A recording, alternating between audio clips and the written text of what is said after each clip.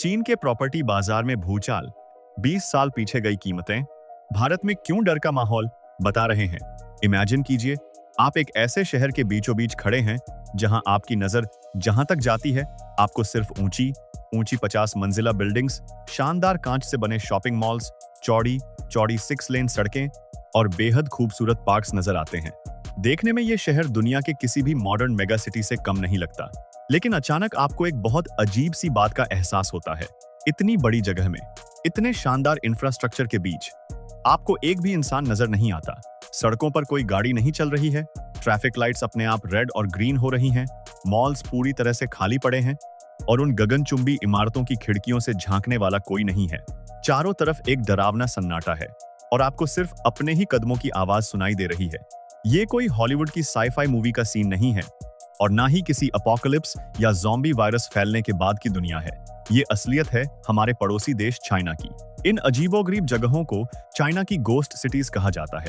आज के इस वीडियो में हम एक ऐसे रहस्य से पर्दा उठाने वाले हैं जो आपको सोचने पर मजबूर कर देगा। आखिर कैसे दुनिया की सबसे ज्यादा आबादी वाले देशों में से एक चाइना में करोड़ों घर एकदम खाली पड़े हैं? गोस्ट सिटीज क्या हैं और ये कितनी बड़ी हैं? जब हम आम जिंदगी में गोस्ट सिटी या भूतिया शहर का नाम सुनते हैं तो हमारे दिमाग में तुरंत किसी डरावनी, पुरानी, टूटी फूटी और खंडहर हो चुकी जगह का ख्याल आता है जहां भूत प्रेत रहते हों और रात में जाने से डर लगता हो। लेकिन चाइना के केस में रियलिटी इसके बिल्कुल उलट है। चाइना की गोस्ट सिटीज एकदम मॉडर्न, हाई टेक, साफ सुथरी और लग्जरी से भरी हुई हैं। यहाँ हर वो सुविधा मौजूद है जो एक 21वीं सेंचुरी के मॉडर्न सिटी में होनी चाहिए। दिक्कत सिर्फ एक ही है और वो ये कि यहाँ लोग नहीं रहते। एक रीसेंट रिपोर्ट के अनुसार चाइना में करीब 6.5 करोड़ घर खाली पड़े हैं। जरा एक मिनट के लिए इस नंबर के बारे में सोचिए। ये नंबर इतना बड़ा है कि अगर आप फ्रांस, जर्मनी और यूके जैसे देशों की पूरी आबादी को भी एक साथ लाकर इन घरों में शिफ्ट कर दें तो भी बहुत सारे मकान खाली बच जाएंगे। ये शहर इतने सुनसान हैं कि कई जगहों पर तो आसमान में कबूतर या पक्षी भी नजर नहीं आते।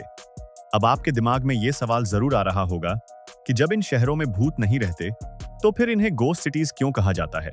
असल में इन जगहों पर कभी कोई रहने आया ही नहीं। ये शुरू से ही वीरान पड़े हैं और इसी मुर्दा, शांति और सुनसान माहौल की वजह से इन्हें गोस्ट सिटीज का नाम दे दिया गया है। चीन ने आखिर ये सुनसान शहर क्यों बनाए? अब सबसे बड़ा सवाल ये उठता है कि अगर किसी को यहाँ रहना ही नहीं था तो चाइना की सरकार ने अपना दिमाग खराब करके अरबों खरबों डॉलर्स खर्च करके इन्हें बनाया ही क्यों? इसके पीछे चाइना का एक बहुत बड़ा और एम्बिशियस इकोनॉमिक प्लान था। बात है साल 2000 के आसपास की, जब चाइना की इकोनॉमी बहुत तेजी से ग्रो कर रही थी। उस समय गांव के लोग काम और एक अच्छी जिंदगी की तलाश में तेजी से बड़े शहरों की तरफ भाग रहे थे, जिसकी वजह से पुराने शहरों में ओवर पॉपुलेशन की समस्या होने लगी थी।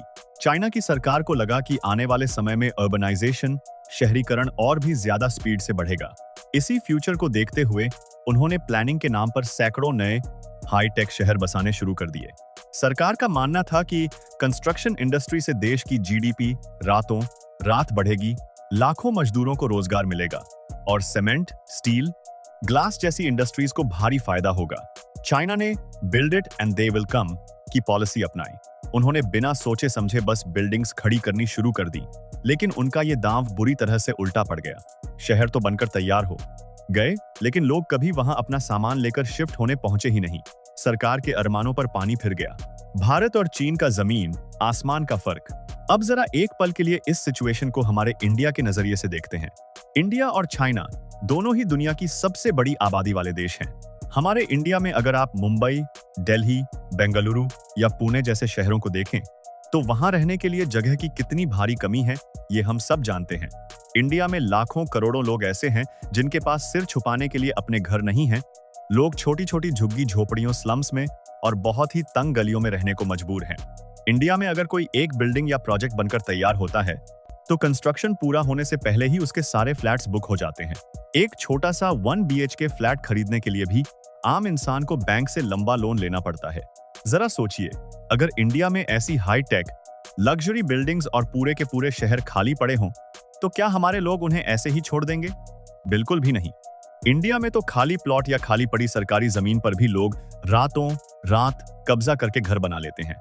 हमारे यहाँ प्रॉपर्टी की डिमांड इतनी ज्यादा है कि इंसान पूरी जिंदगी पैसे जोड़कर सिर्फ एक छोटा सा घर खरीद पाता है। और दूसरी तरफ चाइना है, जहां करोड़ों आलीशान घर धूल फांक रहे हैं और कोई उन्हें पूछने वाला नहीं है। ये इंडिया और चाइना के सिस्टम, इकोनॉमी और लोगों की सोच का एक बहुत बड़ा और हैरान करने वाला फर्क दिखाता है। लोग इन हाई टेक शहरों में क्यों नहीं रहते? वापस चाइना की तरफ चलते हैं। आखिर चाइना के आम लोगों ने इन शानदार शहरों को रिजेक्ट क्यों कर दिया? इसके पीछे कोई एक नहीं, बल्कि कई बहुत प्रैक्टिकल कारण हैं। सबसे पहला और बड़ा कारण है लोकेशन। ये जो नए शहर बनाए गए थे, वो मेन बड़े शहरों से बहुत दूर, सुनसान और बंजर इलाकों में बनाए गए थे, जहां कोई इंडस्ट्री, कंपनीज या फैक्ट्रीज नहीं थी।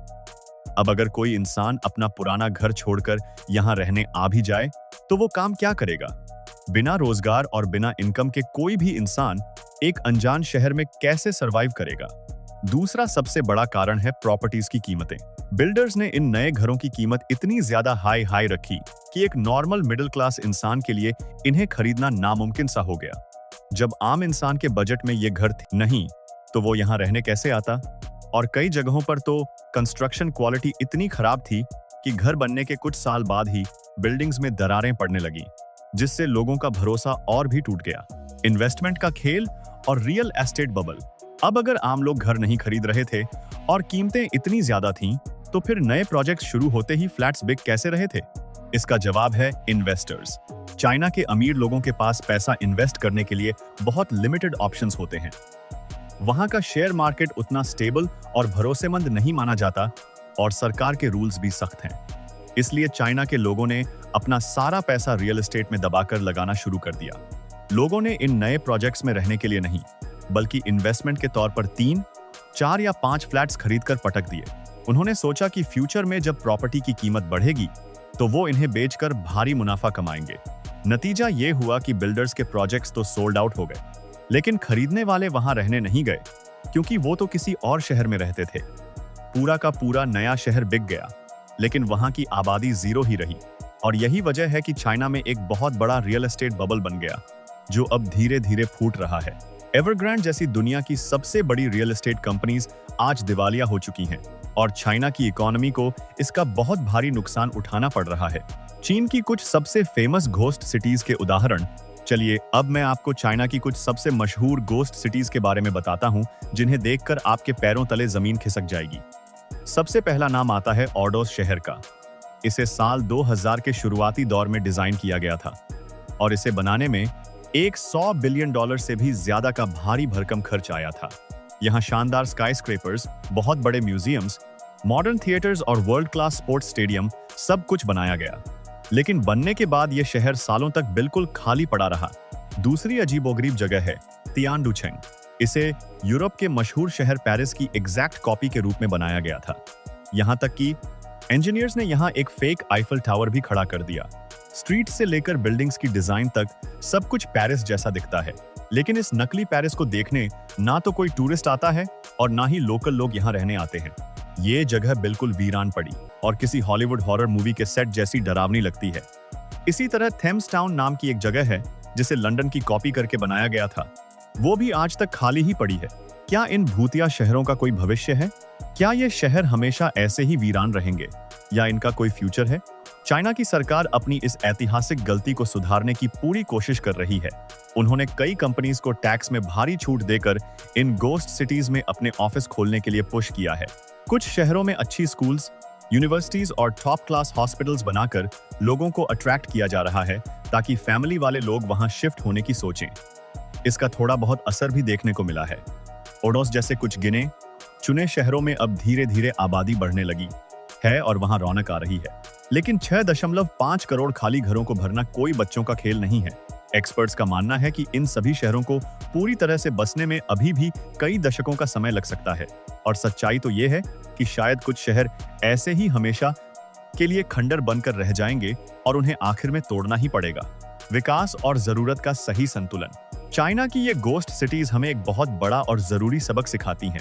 सिर्फ बड़ी बड़ी कांच की बिल्डिंग्स, चौड़ी सड़कें और शानदार इंफ्रास्ट्रक्चर बना देने से ही असली डेवलपमेंट नहीं होता।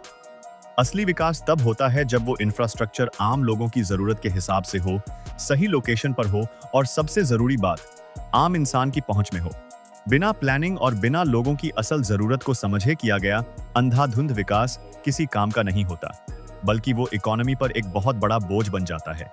जिस तरह से चाइना ने बिना सोचे समझे पैसे पानी की तरह बहाए, आज उसका रिजल्ट पूरी दुनिया के सामने एक केस स्टडी बन चुका है।